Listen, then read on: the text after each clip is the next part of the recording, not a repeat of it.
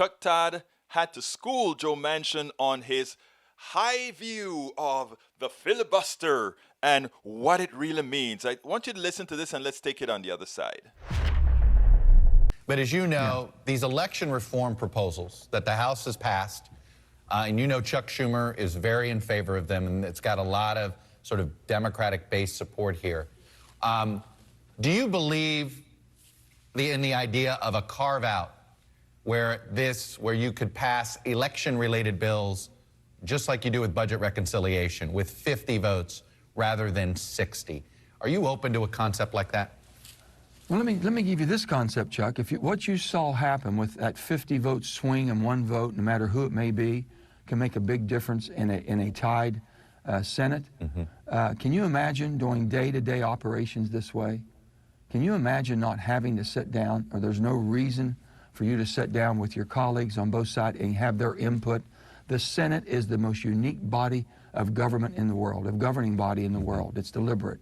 It's basically designed, Chuck, to make sure the minority has input. Right. That's exactly our founding fathers. And now, if you want to make it a little bit more painful, make them stand there and talk, I'm willing to look at any way we can, but I am not willing to take away the involvement of the minority. I've been in the minority, I've been in the majority. And I can tell you the respect I have on both sides when I've been there should be, I got something to say, listen to me. And I want that to happen. Well, Senator, the filibuster was never an idea of the Founding Fathers. That is a Senate rule that was created by senators later, in fairness. It's not a Founding Father idea. Let me ask you this. You didn't directly answer my question about would you be willing to go a reconciliation route for election-only bills like H.R. 1? Let me say this. I'm not willing to go into reconciliation until we at least give bipartisanship or get working together or allow the Senate to do its job. Just by assuming that, hey, they'll never work with us. That's the other side. Right. This is tribal. Republicans will never agree on anything, or Democrats will never agree. I don't subscribe to that. I don't buy into that. There's no need for us to go to reconciliation until the other process has failed. That means the normal process of a committee, a hearing, amendments, Chuck, and that's where I am. Well, that sounds like if then what you're saying is if Republicans continue to be unified in opposition and don't have an open mind, then you may change your mind? Well, I'm not going to change my mind on the filibuster. I'll change my mind if we need to go to a reconciliation to where we have to get something done once I know they have process into it. But I'm not going to go there until my Republican friends have the ability to have their say also. And I'm hoping they'll get involved to the point to where we have 10 of them that'll work with 50 of us, or 15 of them that'll work with 45 of us. However, you know, whatever it takes the majority, and it takes 60 when we're moving it through normal process, I'm for that.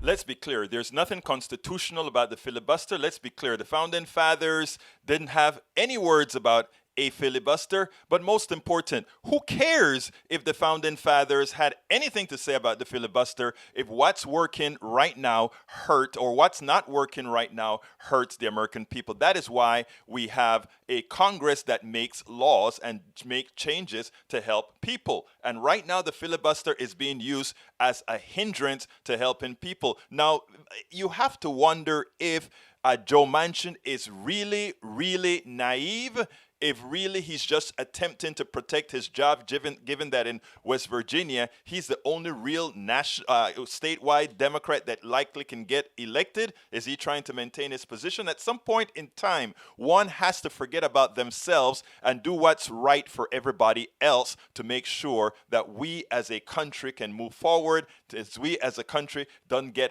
hurt by an evil sect. Now, here is the deal. Joe Manchin is a smart guy, but Joe Manchin does not at this point have the interest of all Americans at hand. But here's the deal. We can't do anything about it.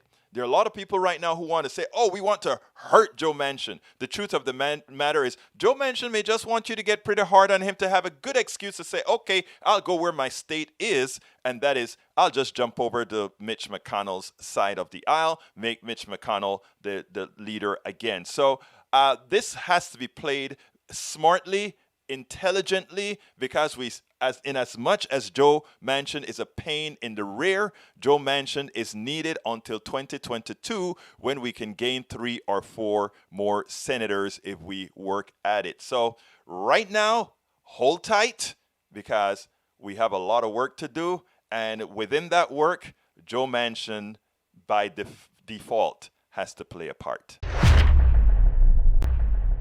We spend a lot of time deconstructing the news, trying to parse it into a form that everybody can understand. We try to find those little nitpicks where it flies above the fray, etc. If you really like these videos that we do, I want to ask a big favor. Please go ahead, number 1, subscribe to our channel, and number 2, please join if you can. Thank you so kindly for watching. Keep watching. Please remember to share. We must populate the entire internet with our progressive message, a message that we know is what most Americans say that they want. So help us, please join.